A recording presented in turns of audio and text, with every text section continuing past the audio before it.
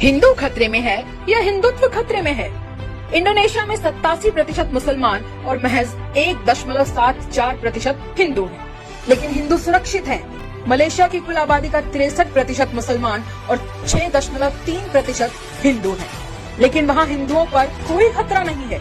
अरब देशों का मतोधर्म ही इस्लाम है। 98% मुस्लिम है। वहाँ कोई 1% हिंदू है, लेकिन उन पर कोई खतरा नहीं है। थाईलैंड में 0.02% हिंदू आबादी है, जो खुद को राम के वंशज कहते हैं, लेकिन वहाँ के हिंदू भी खतरे में नहीं है। एक भारत ही है जहाँ 80% आबादी हिंदू है। राष्ट्रपति, प्रधानमंत्री, मुख्यमंत्री, गवर्नर सहित 98% नौकरशाह हिंदू हैं, लेकिन हिंदू खतरे में है। न तो हिंदू खतरे में है और न ही हिंदुत्व, बल्कि हिंदुओं की नौकरी, व्यापार, खेती किसानी, स्वास्थ्य और बच्चों का भविष्य खतरे में है। ये बड़ी अच्छी बात कही आप। एक अकेला कितनों को भारी पड़ रहा है। इस वक्त की बड़ी खबर आपको बताते हैं, सरकार ने एलपीजी की कीमत में 200 रुपए की कटौती कर दी है। अब इलेक्शन आ रहा है 24 का और दिसंबर तक सिलेंडर, पेट्रोल, डीजल, इन सब की कीमतें घट जाएंगी। तो उन्हें आप 4 साल दबा के पैसा लेना है और फिर 6 महीना छूट देनी उसी पैसे में। जो बेवकूफ है उसको बेवकूफ बनाना ही चाहिए। बात तो सही है। सुप्रीम कोर्ट ने अयोध्या में केवल राम मंदिर बनाने का फैसला नहीं दिया था, थोड़ी दूर पर एक मस्जिद भी बनाई जानी थी, जिसके लिए जमीन देने का आदेश हुआ था। आज मंदिर के उद्घाटन के कार्यक्रमों का ऐलान हो रहा है। 24 की जनवरी में भारत भर में कार्यक्रम होने वाले हैं और क्या पता सिर्फ इसी एक मुद्दे पर चुनाव लड़ा जाएगा। लेकिन कोर्ट ने फैसला तो मस्जिद बनाने के लिए भी दिया। अगर दोनों साथ साथ बनते तो मोदी सरकार की विश्वसनीयता आज आसमान पर होती। लेकिन अयोध्या जाने वाला गोदी मीडिया का एक भी एंकर उस मस्जिद की जमीन का हाल लेने नहीं जाता है, जो अब तक खाली पड़ी हुई है। प्रधानमंत्री यही क्यों नहीं कहते कि जिस अयोध्या में मंदिर बन रहा है वहां मस्जिद भी बन रही है? यह भारत की सहिष्णुता का सबसे बड़ा प्रमाण है। आपको मालूम है अमेरिका में एक राष्ट्रपति आया, बराक ओबामा। पहली बार अमेरिका के इतिहास में एक काला आदमी राष्ट्रपति बना है। गोरे लोगों का अमेरिका में वोट है 85%, काले लोगों का वोट है 15%, फिर भी काला आदमी राष्ट्रपति बन गया। जानते हैं क्यों? बराक ओबामा ने अमेरिका के लोगों से वायदा किया था कि अगर मैं राष्ट्रपति बनूंगा तो अमेरिका के भ्रष्ट नेताओं का पैसा जो विदेशी बैंक में है उसे वापस लाऊंगा। अमेरिका के लोगों ने उसको जिताया। इतने से बराक ओबामा जीतने के बाद उसने पहले ही 15 दिन में यह कानून बनाया और स्विस बैंक से 470 अरब डॉलर बराक ओबामा वापस लाया।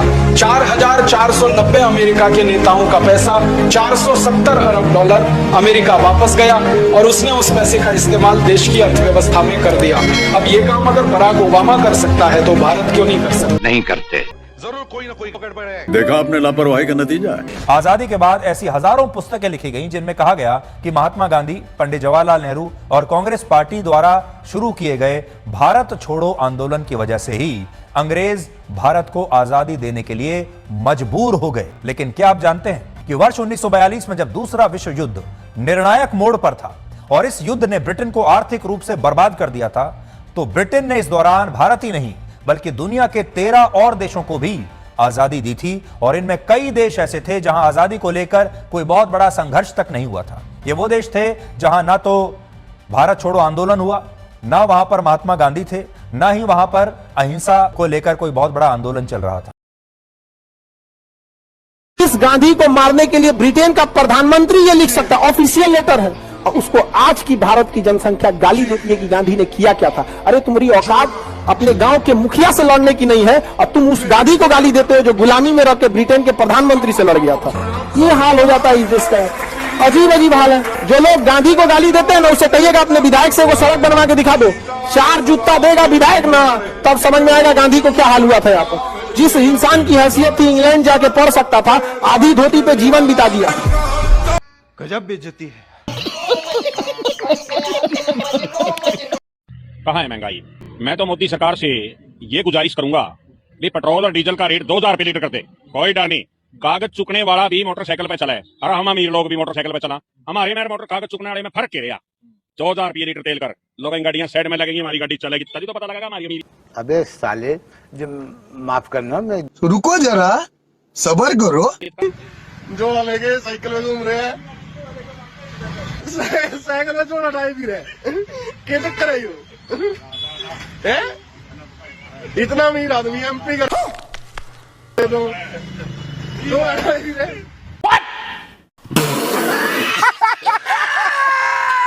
मैं लंबी गाड़ियों में नहीं घूम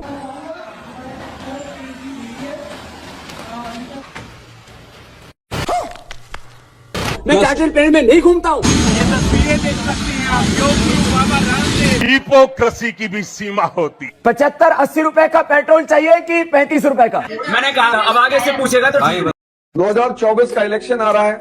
इस देश की जनता बजट तो पढ़ेगी नहीं, तो जिस देश की जनता बजट नहीं पढ़ेगी उससे राजनीति आप किस मुद्दे पे करोगे? जाति के ही मुद्दे पे करोगे, धर्म के ही मुद्दे पे करोगे, क्षेत्र के ही मुद्दे पे करोगे। तो ये भारत का एक बहुत बड़ा दुर्भाग्य है कि एजुकेशन 80% के आसपास पहुंच गई, लेकिन दिमाग को जिंदा नहीं कर पाई। ये बड़ी अच्छी बात कही आप।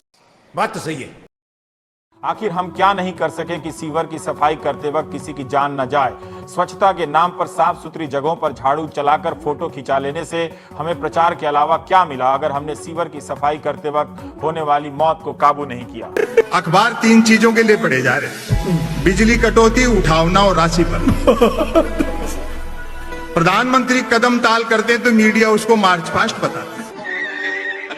कोई मूल मुद्दों की बात नहीं है, एक कैसेट बजा देते। डीजल पेट्रोल हमारे हाथ में नहीं है, रुपया अंतरराष्ट्रीय कारणों से गिर रहा है। महंगाई बेरोजगारी के लिए कांग्रेस जिम्मेदार है, बाकी सारी समस्याएं नेहरू छोड़ गए। फिर भी कोई दिक्कत हो तो पाकिस्तान चले जाओ। आजकल हमारे देश में मुफ्त की रेवड़ी बांटकर वोट बटोरने का कल्चर लाने की भरसक कोशिश हो रही है। ये रेवड़ी कल्चर देश के विकास के लिए बहुत घातक है। आज अभी इसी क्षण सिंगल क्लिक से तुम्हारे खाते में मैं राखी के लिए 250 रुपया अभी डालने का काम कर रहा हूं ताकि राखी ठीक से बन सके। चंद्रयान का जो सफल लैंडिंग चंद्रमा पे हुआ, इसके लिए नासा के सभी वैज्ञानिकों को हम बधाई देते हैं। जो चंद्रयान 3 की बात आप कर रहे हैं, इसके लिए हम उनको बधाई देते हैं। कल सकुशल वो धरती पर आने का जो टाइम है, आने के बाद उसका स्वागत पूरे देश को करना चाहिए। अच्छा हम कामयाब हुए और सेफ लैंडिंग हुई तो जो यात्री गए हमारे उनको सलाम करता हूं और हमारा देश एक कदम और साइंस में स्पेस रिसर्च के अंदर आगे बढ़ा। कुछ लोग कुछ बातें कह रहे हैं कि भाई ऐसा भी कोई कमेंट कर रहा है कि चंद्रयान में कुछ ऐसे कुछ लोग गए थे सही सलामत पहुंच जाए, है ना। तो वहां से वो चीजें कहीं ना कहीं प्रूव हो जाती हैं जो मैंने कहा था, है ना। तो उन चीजों पे भी ध्यान रखना है, ठीक है। वाचक बनने का फार्मूला जानते हैं क्या होता है? आप डिग्री मत पढ़ो, कोई पढ़ाई उड़ाई ना हो, बाबा बन जाओ, जटा बढ़ा लो और उसके बाद जा करके प्रवचन में करो, आओ हम तुम्हारी किस्मत बता रहे हैं। मेहनत करते हो लेकिन मन के मुताबिक फल नहीं मिलता। जनता कहेगी बिल्कुल ठीक कह रहे हैं बाबा। घर में कोई बीमार रहता है, इलाज कराते हो, ठीक नहीं होता, अरे मेरे दिल की बात कह दी आपने। बहुत मेहनत किया, नौकरी नहीं, बेटा बेरोजगार है, अरे एकदम यही सूत्र लेकर आया हूं, जाओ हरी चटनी की जगह लाल चटनी खाओ, दया वहीं रुकी है, जाओ तुम्हारा कल्याण हो जाए। आप अपनी जेब में जितना पैसा लाए थे सब उसको चढ़ाकर चले गए। और इसलिए ये सारा बहुजन मूवमेंट क्या कहता है? मानसिक गुलामी। वो हमारे पैसे, और हमारे ज्योतिबा फुले ने लिखा, बाल काटना नाई का धर्म नहीं धंधा है। वैसे ही दान दक्षिणा लेना और पाखंडवाद बढ़ाना इस ब्राह्मण का धर्म नहीं धंधा है। मुझे ये कहने में जरा सा भी संकोच नहीं है कि भारत का गरीब अब हीरा और सोना खाने लगा है। वो इसलिए क्योंकि हीरे पर है 1.5% जीएसटी, सोने पर है 3% जीएसटी और खाद्य सामग्री पे है 5% जीएसटी। वहीं बच्चों की किताब पर है 12% जीएसटी। और आप कहते हैं जीएसटी व्यवस्था अच्छी है, ये तो मात्र एक उदाहरण है, बाकी के उदाहरण कमेंट बॉक्स में दीजिए। मीडिया खराब है, हमारे यहाँ मीडिया है ही नहीं है बाबू। ये गलती है आपकी, गलतफहमी, आप नहीं समझ पाते हैं। हमरा से इसीलिए चिड़ल लगता है, भारत में मीडिया नहीं है। देखिए एक बात समझिए, गांव का आदमी को देखिएगा ना, बड़े बुजुर्ग जो लोग होते हैं अपने साथ 1-2 आदमी को लेके चलते हैं। अरे हटो हटो हटो, उनको कुछ कहना होगा तो इशारा करेंगे, अरे क्या दिक्कत है आपको, उसके बदले वो बोलेगा। देखते हैं ये सब चीजों को, उसके बदले। तो भारत में ये रूल भी होता है कि मतलब अगर आप बड़े लेवल पे हैं तो बार बार अपना मुंह खोलिएगा ना तो खुद की वैल्यू गिरेगी। एक आदमी को किसी एक को रख लिया जाता है, वो आपके बदले में बोलते रहेगा, समझा कि नहीं? तो भारत में नेताओं को सबसे सुप्रीम समझा जाता है। तो नेताओं ने अपने लिए मीडिया को रखा। क्या आपको मालूम है कि चंद्रयान 3 में इंटरनेट और कम्युनिकेशन लिंक्स कौन सी कंपनी प्रोवाइड कर रही है? BSNL। जब तक चंद्रयान 3 काम करेगा, BSNL की सर्विसेज लेता रहेगा। जरा सोचिए कि जमीन से 3,84,400 किलोमीटर की दूरी पर चांद पर BSNL का नेटवर्क बहुत अच्छे से काम कर रहा है। लेकिन ये नेटवर्क धरती पर नहीं चलेगा। धरती पर चलेगा आपका एयरटेल, जियो, वोडाफोन, आइडिया। चंद्रयान 3 ने एक बहुत बड़ा घोटाला भी सामने लाकर रखा है। इस बात को जरा गौर से सोचिएगा। अगर आपको वीडियो पसंद आता है तो लाइक, शेयर एंड सब्सक्राइब जरूर करें और इस वीडियो के बारे में आपका क्या ख्याल है नीचे कमेंट बॉक्स में अपना राय जरूर रखें।